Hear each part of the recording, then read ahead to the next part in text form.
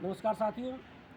सहारा का आंदोलन, सारा मीडिया से शुरू हुआ आंदोलन सारा पैरा बैंकिंग तक पहुंचा। सारा पैरा बैंकिंग में जो जमाकर्ता रहे हैं उन्होंने एक बड़ा आंदोलन किया और इसमें कहीं से दो राय नहीं। इन 3-4 सालों में जितने भी संगठन हैं सहारा के निवेशकों की लड़ाई लड़ रहे हैं, एक देश में बड़ा आंदोलन खड़ा किया। चाहे ऑल इंडिया जन आंदोलन संघर्ष न्याय मोर्चा हो, अखिल भारतीय जल कल्याण मंच हो, विश्व भारती जन सेवा संस्थान हो, ये भी हाल में संगठन बना, चाहे ठगी पीड़ित जमाकर्ता परिवार हो, या फिर रंग दे बसंती हो, ये जितने भी संगठन हैं अपने अपने स्तर से लड़ाई लड़ते रहे हैं। लेकिन यदि आज की बात करें तो आज जो है ये एक देश भर में जो आंदोलन खड़ा हुआ था वो कहीं ना कहीं शिथिल पड़ा है।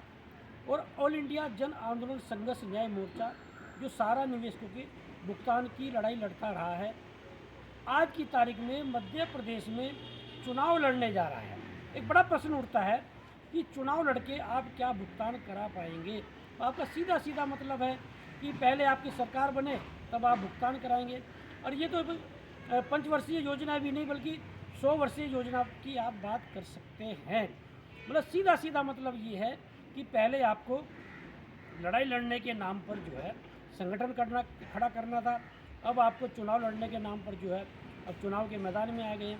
देखिए, इस ऑल इंडिया जन आंदोलन संघर्ष न्याय मोर्चा की बात करेंगे तो चाहे जंतर मंतर पर पिछले साल 5-6-7 अगस्त को हुआ आंदोलन हो, चंदे को लेकर ही विवाद हुआ।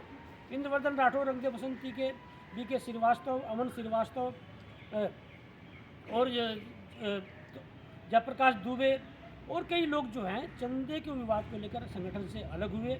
और उसके बाद में अनिल सिंह एडवोकेट, नागेंद्र कुशवाहा, उनका भी आरोप चंदे को लेकर था। और आज फिर जो ऑल इंडिया जन आंदोलन संघर्ष न्याय मोर्चा जो पार्टी बनाई उन्होंने, भारतीय जन आंदोलन पार्टी, तो उसमें भी जो है अब चंदे की मांग की जा रही है। मतलब अभय देव शुक्ल जो राष्ट्रीय अध्यक्ष है ऑल इंडिया जन आंदोलन संघर्ष न्याय मोर्चा के, वो समय समय पर चंदे की मांग करते रहते हैं।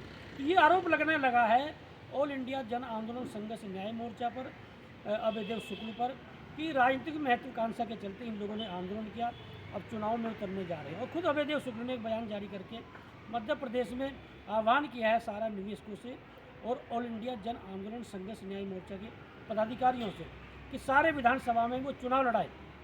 एक बड़ा प्रश्न ये है कि चुनाव लड़के आप कितना भुगतान करा पाएंगे।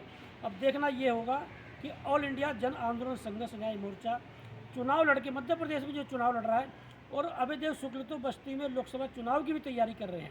अब देखना ये होगा कि ऑल इंडिया जन आंदोलन संघर्ष न्याय मोर्चा जो चुनाव लड़ने जा रहा है उसके प्रति सारा निवेशकों की क्या क्रिया प्रतिक्रिया होती है। और मदन लाल आज़ाद की भी देख लीजिए आप, अभी 2 अक्टूबर को राजघाट पर उन्होंने ऐलान किया था यदि भुगतान नहीं होगा तो मेरा जो है विराट रूप देखेगी केंद्र सरकार। तो कोई भुगतान की प्रक्रिया अभी शुरू नहीं हुई। राजघाट से भी देखा होगा, रामलीला मैदान में आंदोलन किया।